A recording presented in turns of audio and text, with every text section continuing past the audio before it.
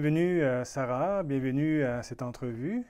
Merci Michel pour l'invitation. Mais ça fait plaisir que tu sois là. Je voulais t'inviter parce que, comme tu sais, j'essaie d'inviter tout le monde de l'école ici à Nouvelle-Acropole pour faire des petites entrevues sur des choses soit sur l'école, sur la philosophie, sur notre vécu, pour essayer de se présenter et aussi savoir qui on est comme philosophe. Ouais. Donc, j'aimerais que tu commences en me parlant de toi. Ça fait quand même quelques années que tu es à la Nouvelle-Acropole. Puis, j'aimerais que tu parles un peu de ton vécu, de qui tu es, qu'est-ce que tu fais dans la vie, c'est quoi tes intérêts de façon sommaire. Oui, bien sûr. Donc, en fait, moi, je m'appelle Sarah, j'ai 30 ans. Donc, j'ai découvert la Nouvelle Acropole quand j'avais début vingtaine, donc j'avais 23 ans quand j'ai rencontré l'école. Et puis, donc j'ai grandi en partie au Maroc. Je suis arrivée ici au Québec quand j'avais 13 ans. Donc, je dirais que le passage à travers l'adolescence, ça a peut-être été un petit moment un peu critique pour moi, dans le sens où je ne me reconnaissais pas forcément dans le monde dans lequel on vit. J'avais l'impression que le monde moderne était très inhumain, parfois très froid. Même si j'avais de la chance d'avoir des bons amis, des bonnes personnes autour de moi. Mais je trouvais qu'en général, il manquait ce côté-là, justement, humain globalement. Donc, j'ai décidé de commencer des études en sciences politiques, justement parce que je voulais m'engager un peu plus en relations internationales, dans tout ce qui est développement international. Et puis, c'est à ce moment-là que j'ai rencontré l'école. Donc, quand j'avais presque terminé mes études, j'ai rencontré l'école. Et je dirais que ça a vraiment été un tournant dans ma vie, parce que j'avais vraiment l'impression d'enfin rencontrer des êtres humains qui valorisaient l'être humain, justement, qui voulaient construire quelque chose d'autre, qui n'était pas seulement dans le diagnostic des problèmes, mais qui voulaient surtout apporter des solutions et des manières concrètes de travailler avec soi-même, de travailler avec les autres. Donc voilà, si je devais dire sommairement, je pense que c'est vraiment ça qui m'a menée à l'école. Et comment tu avais... c'est intéressant parce que on entend souvent, pas souvent, mais des gens de l'école où on entend qu'on cherche quelque chose. Il y a une espèce de quête, on sait qu'il y a quelque chose dans le monde, soit qui ne va pas, mais qu'on aimerait changer, qu'on aimerait améliorer. Et puis, on tombe sur une école de philosophie en plein 21e siècle maintenant, où on s'attend... Si je parle pour moi, je ne m'attendais pas à rencontrer quelque chose comme ça, qui existe aujourd'hui. Et un peu comme toi, quand j'ai connu l'école, c'était un peu après quelques cours, la synthèse de mes propres recherches en psychologie, en philosophie, en sciences, même. C'est comme une espèce de synthèse où il y a cette éducation globale de l'être humain, qui n'est pas seulement technique, qui n'est pas seulement intellectuelle, mais qui est aussi le cœur, et comment le mettre en action. Donc pour toi, quand tu as rencontré l'école, après, comment ça s'est passé en fait? Après quelques cours, après, comment tu as su, c'est quelque chose qui me parle, qui pour moi. Ben, je- Déjà, j'avais vu une affiche dans la rue. Donc, ça disait philosophie d'Orient et d'Occident. Il y avait une spirale avec plusieurs civilisations qui étaient représentées. Donc, c'est sûr que moi, l'histoire, tout ce qui est archéologie, les anciennes civilisations, ça m'avait toujours passionnée. Donc, je dirais qu'au début, c'était plutôt une curiosité de me dire, ah, ok, la philosophie de tout ça, tu sais, c'est quand même rare. Souvent, on va nous parler de la philosophie, par exemple, grecque ou plus orientale, mais de voir que déjà, dès le début, il y avait cette espèce de panorama, cette espèce d'éclectisme, cette synthèse entre plein de civilisations. Ça m'avait beaucoup attiré. Puis je pense que dès en fait la présentation philo, ça m'a vraiment parlé en fait cette notion de qu'est-ce que c'est la vraie philosophie. C'est, t'en parlais un peu tout à l'heure, cette quête, cette recherche qu'on a, cette aspiration, cet amour de la sagesse. Ça m'a parlé parce que moi, je m'étais toujours dit depuis que j'étais petite que je voulais m'améliorer en fait. Je sentais bien que j'avais un potentiel en moi ou quelque chose que je pouvais faire de mieux, mais je sentais pas qu'on me donnait forcément tous les outils pour faire ça.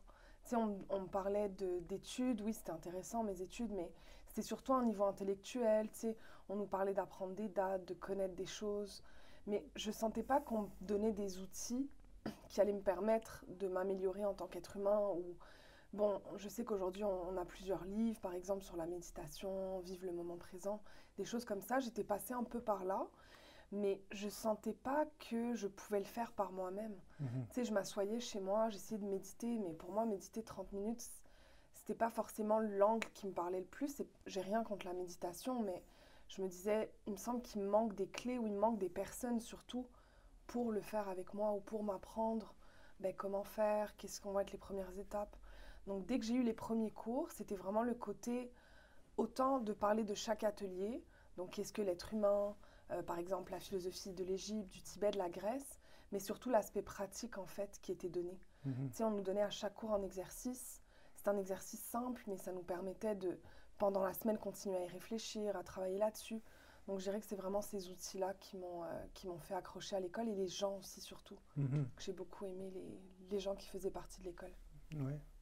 Donc, c'est ce côté pratique, je le reconnais aussi parce que c'est ce qui m'a parlé quand j'ai rencontré l'école. Et puis, où c'est pas seulement de parler d'idées, de faire des débats, mais d'avoir quelque chose qui est une voie concrète et pratique et applicable des anciennes sagesses, mais qui sont toujours actuelles.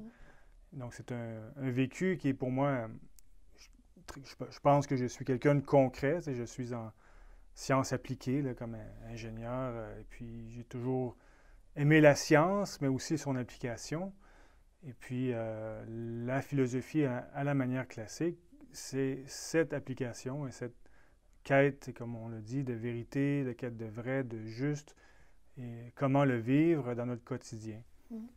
Et ce potentiel, comme tu en as glissé un mot, et tu sais qu'il y a quelque chose en toi, je me souviens plus des mots exacts, là, mais c'était comme si tu sais qu'il y a quelque chose que tu peux faire, mais tu n'arrives pas à le faire. Mhm. Donc, c'est intéressant ça parce qu'on a plusieurs d'entre nous, ou même presque tous, on sait qu'il y a quelque chose en nous. Il y a une constance. On sait qu'on est qui on est. On veut devenir. On sait qu'il y a un sens, il y a une évolution. Donc, on peut se retrouver à un moment où on nous voit, on se voit nous-mêmes agir et versus qui on sait qu'on aimerait être. Donc, on se retrouve un peu, qu'est-ce que je fais? T'sais? Comment être c'est qui je pense que je suis, alors que concrètement, j'arrive pas à être qui je suis. Ouais, c'est un bon point que tu apportes parce que je pense qu'on cherche tous notre place quelque part. C'est notre juste place autant en nous-mêmes qu'avec les autres. Mais je pense que parfois, on passe par des crises. Tu sais, moi, je sais pas toi comment ça s'est passé pour toi avant que tu connaisses l'école, Mhm. mais je sais que c'était pas forcément toujours jojo. Tu sais, il y avait des moments où je me sentais seule. Tu sais, je me posais beaucoup de questions. Mes amis me disaient, oh, ben Sarah, tu sais, tu te poses trop de questions. Moi, Ouais. ça me faisait toujours On rire. entend Je ça. pense que Hein. tout le monde à l'école peut dire ça. On me disait toujours que je me posais trop de questions, que je me cassais la tête avec des choses qui n'avaient pas lieu d'être. Tu sais, on me disait, vis ta vie, tu sais, Mhm. sors avec tes amis, va prendre un verre, relaxe-toi. Mais tu sais, je me disais, non, comme tu dis, tu sens qu'il y a autre chose, mais c'est comme, pas que tu passes pour un fou, mais les gens, ils comprennent pas vraiment ça. Donc je pense Mhm. que quand tu rencontres l'école, tu vois que, oh my God, je suis pas folle en fait. Il y a plein d'autres personnes qui pensent ça ou qui essaient de le vivre, mais je trouve que c'est comme, ça apporte un certain réconfort aussi de dire, ok, finalement, ce que je pensais, c'était valide et il y a plein d'êtres humains à travers toute l'histoire de l'humanité finalement qui se sont déjà posés ces mêmes questions-là. Mhm. C'est ça, on n'est pas les premiers êtres humains aujourd'hui à se poser des questions. Donc, c'est ça qui est merveilleux. Et aussi, on a la chance d'avoir le résultat de leur expérience, on peut dire. Si on prend Platon, Confucius, où ils nous ont laissé des enseignements, ben voici. Mais de le lire n'est pas suffisant, d'où le besoin d'une école de philosophie, un milieu où pour le vivre, un milieu de vie où on peut appliquer cette philosophie.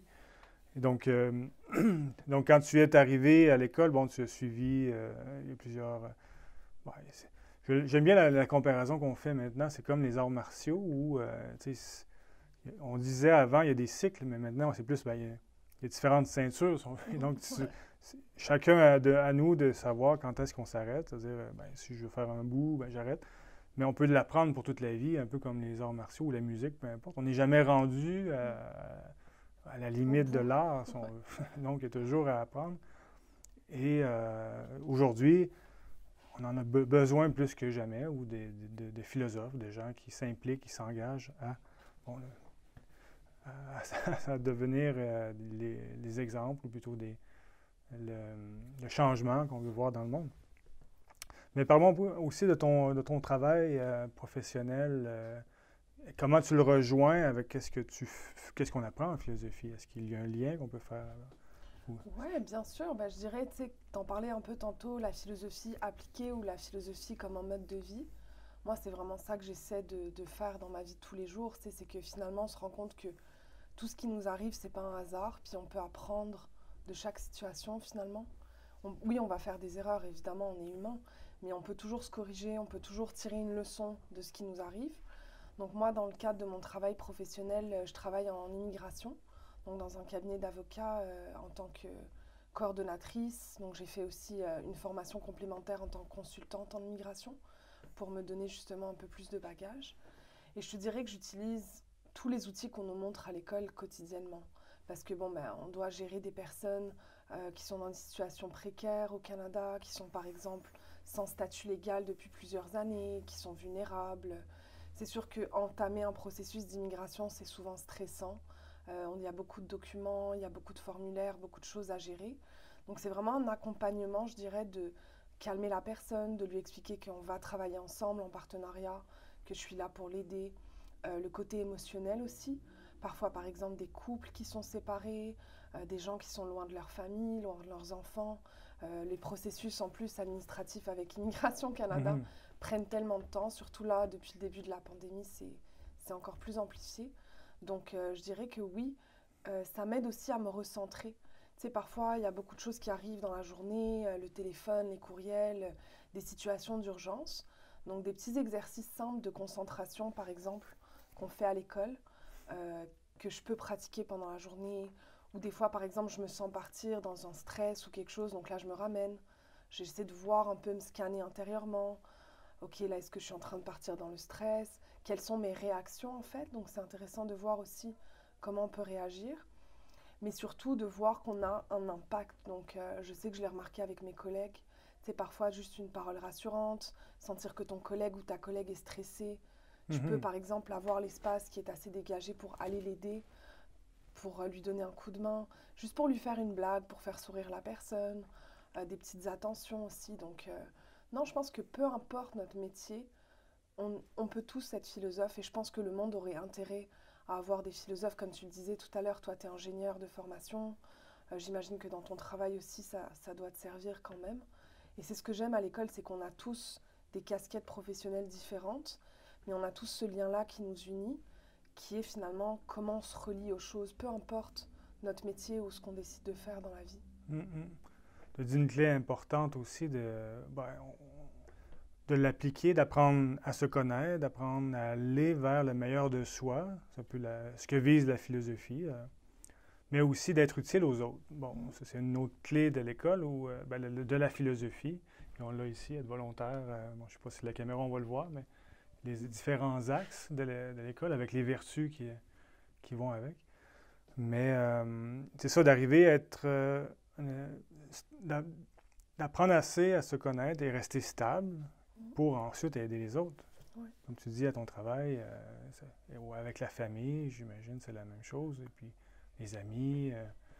Donc, on peut être utile à ce moment-là. Ouais, c'est important, je pense, de se sentir utile aux autres. En tout cas, j'ai l'impression que pour beaucoup d'êtres humains, c'est une aspiration qu'on a tous, de vouloir aider l'autre, de vouloir être un soutien. Et comme tu l'as si bien dit, parfois, quand on est trop pris avec nous-mêmes, qu'on réagit, on n'a pas l'espace mental, on n'a pas le temps ou l'énergie pour accorder à d'autres. Et c'est correct, chaque personne, elle est où elle en est.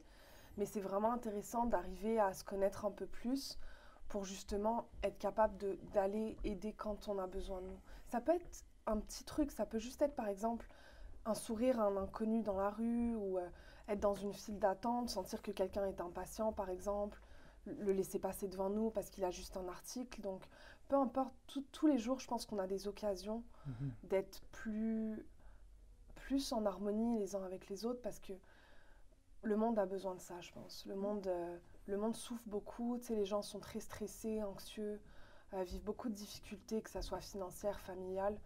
Donc c'est important de s'entraider. Je pense que l'entraide est vraiment une valeur qui est primordiale pour les philosophes. Ouais.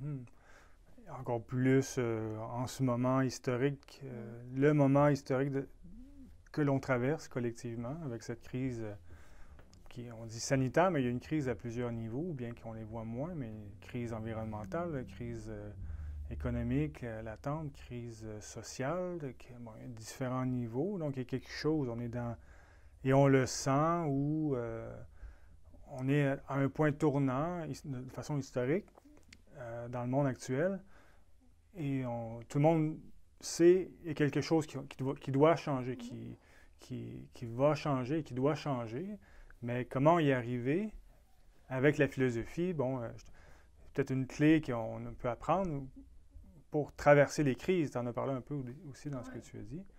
Donc, qu'est-ce qui t'aide le plus ou qu'est-ce que tu vois comme étant le plus utile justement pour traverser les crises ou l'époque, peu importe l'époque dans laquelle on vit, mais pour cette période-ci et cette période-ci actuelle, qu'est-ce que tu vois de plus utile dans la formation philosophique? Ben, je pense que c'est déjà enlever le sentiment de culpabilité. Parce que parfois, on peut regarder des documentaires où, je ne sais pas, tu parlais par exemple de la crise environnementale. On peut regarder un documentaire et se sentir tellement anxieux ou stressé, se dire mais mon Dieu, qu'est-ce que je fais pour la planète ou qu'est-ce que je ne fais pas pour la planète. Mais ce que la philosophie nous apprend, c'est que, parce que parfois aussi, je pense que quand on est jeune, en tout cas moi j'étais un peu comme ça, je voulais changer le monde. Donc tu sais, je voulais changer tout, changer le capitalisme, changer le mode de consommation. Comme tu l'as dit, on arrive à la fin d'un système qui nous montre que l'exploitation autant de l'humain que de la planète, que des autres espèces, nous fait beaucoup de mal collectivement. Donc on veut changer ça et je pense qu'il y a beaucoup de personnes qui sentent cette espèce de révolte dans leur cœur ou ce besoin de changer les choses. Mais c'est un peu comme David face à Goliath, tu sais, c'est comme tu te sens tout petit, tu es là face à ce système qui te paraît comme incroyable, mais c'est de te redonner l'espèce d'espoir ou la force de dire, ben, moi je vais faire un changement à la fois. Puis déjà de se changer soi-même, juste tout ce qu'on vient de parler depuis le début, je pense que c'est un bel acte et que si tout le monde le faisait un peu plus, collectivement, ça ferait des gros changements. Parce que finalement, toutes les crises qu'on est en train de vivre, je pense qu'à la base, c'est une crise humaine. C'est que l'être humain ne sait plus qui il est, ne connaît plus sa place sur la planète, ne connaît plus sa place dans l'univers. On est perdu, c'est comme si on était arrivé au bout du paradigme scientifique ou économique ou social qu'on connaît. Donc là, on se dit, mais vers quoi on va finalement, vers quoi on tend? Mais on peut se reconnecter, on a ces réponses-là en nous, c'est juste qu'il faut qu'on prenne le temps de réapprendre qui on est vraiment, l'être humain. On est capable de beaucoup plus qu'on pense. Des fois, tu sais, on se réduit à un animal intelligent, on pense que tout est le fruit du hasard dans l'univers, mais c'est pas vraiment c'est pas vraiment comment je pourrais dire, l'intuition que j'en ai, où j'ai l'impression qu'on a une place dans tout ça. Des fois, je me dis, en ce moment, toi et moi, on se parle sur une planète qui est en train de foncer dans l'univers à une vitesse comme intersidérale, qui tourne sur elle-même. Je veux dire, tout est tellement intelligent dans la nature. C'est ça, tout vibre à une certaine harmonie finalement. Donc pourquoi nous, on n'aurait pas notre place là-dedans?